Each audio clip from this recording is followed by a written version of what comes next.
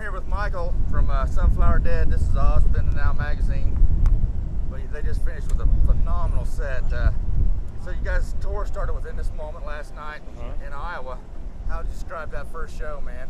It was great. You know, I mean, you never know what it's going to be like on the first day of a tour because it's always kind of like a catastrophe because everybody's trying to set up. But we've toured with some of these bands already and was just like, hey, what's up? Nice to see you. We rocked out and then hung out afterwards. Right on, man. Any big snafus or anything go on for the first show? Now for us on the first one, well, on the way out from California, we got sideswiped by an 18-wheeler. Wow. Luckily, our driver avoided it, but we still did get hit. We had to file a report, but we're safe, so. Right on. You had a few incidents last night on the way here, but I'm glad you guys made it, man. It was a great set tonight. Thank you. You guys have so many songs I've been listening to since I bought your album. It's just been kind of non-stop.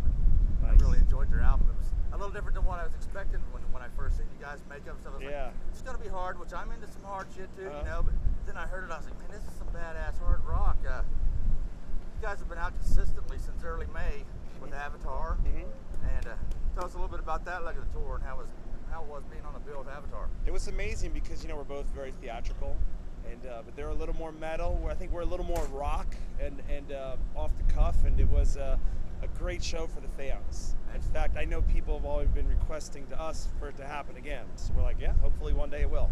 Right on, man. I'm sure it was a great set. I love Avatar. I've seen those guys. They're amazing. They're really good. They're amazing live. The new album is Time to Get Weird. Was released back in October, right? Right. It's really versatile. A lot more versatile than I was expecting. Like I said when I bought it. Tell us about your second effort and the differences in the way you went about it from the first album. Well, the first album was us kind of getting together and just writing songs we hadn't played because we weren't ever like a local band. We just kind of put this band together and started touring. So the first album was very raw purposely. And then the second album literally was, you know, we did 6 or 7 U.S. tours with bigger bands like Hell Yeah and stuff. And we grew as a band and figured out what works and what didn't. And I think it's Time to Get Weird encompasses where we were, you know, at the moment we recorded it, which is what to me a record does. It catalogs where you are at that time. Exactly. Now we're already thinking about the third record as we're touring this one and growing and, you know, moving along. You got some new music written for that one already and ready to go? Sunflower Dead's a great and original band name, you know, and I watched an EPK of you guys, and it seems more like the intro to a horror film than it does a band name. Tell us the backstory as well as how the name came about. Okay. Well, when the band got together, we didn't have a name. We only knew that we had the idea that we wanted to entertain people like Kiss, like Alice Cooper. Didn't even have the look. And when it came time for a band name, Jamie, my guitarist, said to me, he goes, I keep hearing something with that represents the beauty and anger of what we do, right?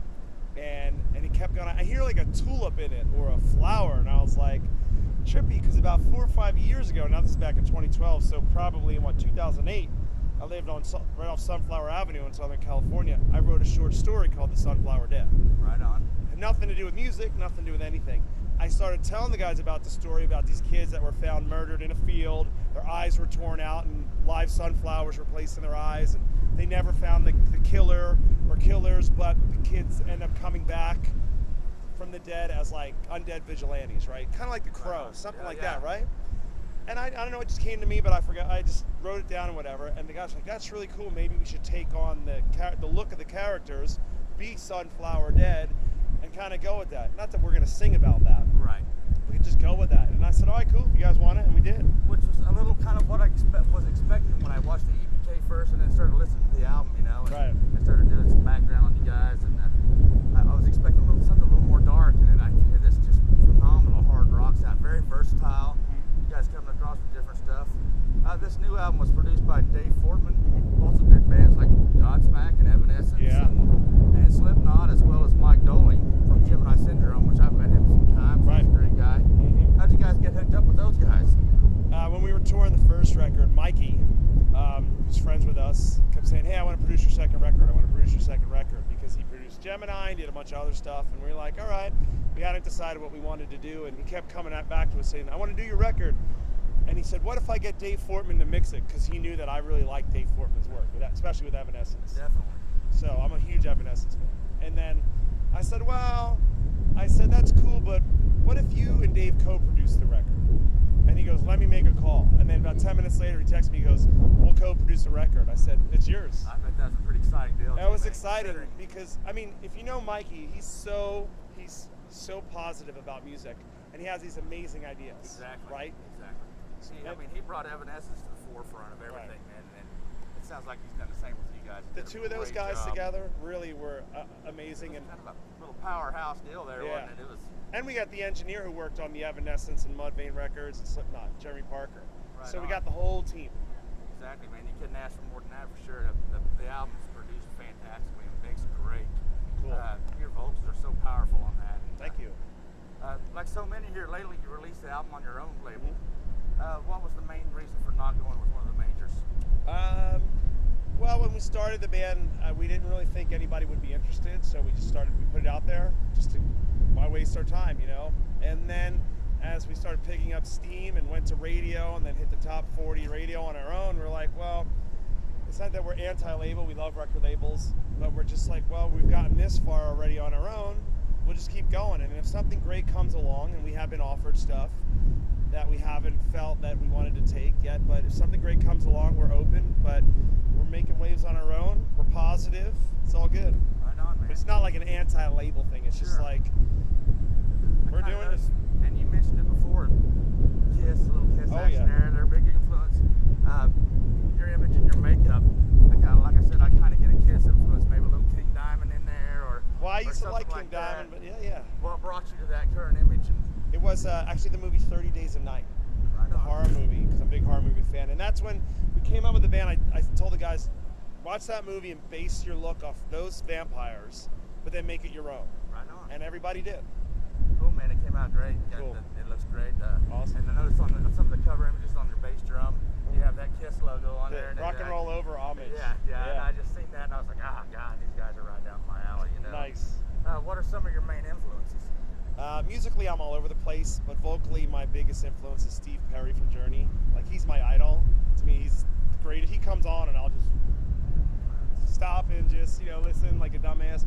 But, he's my biggest idol. I also grew up with a lot of death metal. That's where you get some of the heaviness, but generally, Axl Rose's, Phil Anselmo, Steve Perry, the greats. Yeah, maybe a little Dee Snider in there, something to that effect. First record ever when I was a kid was Dee Snider, and definitely that bigness of his voice. I don't think him or that band gets enough credit. No, me either, man. Everybody in that band was just phenomenal musicians. Not to mention the fact he straight out went to bat for rock and roll. Right. He pretty much won that whole deal back in the 80s. And the way he performs, I kind of model myself off him because he has so much energy and he attacks. He goes after it. He doesn't just stand there. Still to this day. To this day. It's nonstop. He's 61 years old. Killing it. Killing it on the stage. Jonathan Davis from Korn was on the title track on the new album. How did that come about? We were meeting with record labels when the record was done, and one of them knew we were going on tour. Last summer we went to tour in Europe with Korn in the UK, and they said, well, if you're going with Korn, why don't you ask John to sing on one of the songs? And we were like, all right. I mean, we weren't really for it or against it because we don't care, We're like, all right. Jamie, my rhythm guitar player, has been friends with those guys in Korn since before they were Korn. Right. In fact, he took guitar lessons from Monkey. Wow. So he just called John and asked him. And John said, yeah, come to my studio. And we went to Bakersfield, we drove down. Right on, man. I showed him the vocals and he sang, and then he was happy, I was happy, and we went back to his house and hung out with his family. Right on. Dance with the Devil is one of my favorite songs on the album since I've been listening to it. Awesome. Do you have a single favorite on the album? I think Dance with Death was the one I knew would be the first single. I think it's one of my favorites, and I like ballads, so the song Nothing to me is one of my personal favorites. But there isn't a song that I don't like. I wouldn't really waste my time with it because, I got to get out there and sing it. So exactly, so it's kind of got a feeling for all of them, I understand. Definitely. You guys are out until late August with this band. What's up next for Sunflower Dead? We'll be releasing the third single in the fall, and then we will have a new video, and then we are announcing a fall tour, a big fall tour. Right on, you guys be headlining that one? No, main support. Right on. I don't want to headline anything until we're really worth something. There's really no point for us. We're still building. I heard you say you guys were on a European tour with Korn. Yeah. And how did you feel that the European different was when we were at the festivals, there was just different kinds of bands playing and people seemed like more open to different styles of music. But to me, the fans reacted exactly the same. So I didn't really notice the difference. I mean, rock and metal fans are rock and metal fans wherever you go. That's my opinion. Yeah, I got you. Tell me a little bit what goes on in your off time. I spend all my time with my girlfriend and relaxing and hiding and going to movies and working on my voice and just eating. I'm a big eater. I don't like party or drink, but I eat. Right on, That's my vice. So just hide away, totally different. Don't wear makeup. Yeah, just kind of a personal deal, and I understand that completely. Tonight's show was phenomenal. Thank you. One of my questions was what to expect, but I've already seen. And it was great. I sure appreciate your time with me tonight. Thank you. I'll be looking forward to what comes out next with you guys, and I hope you guys have a great issue on the tour. Thank you, my friend. Thank you, man. Have a great night.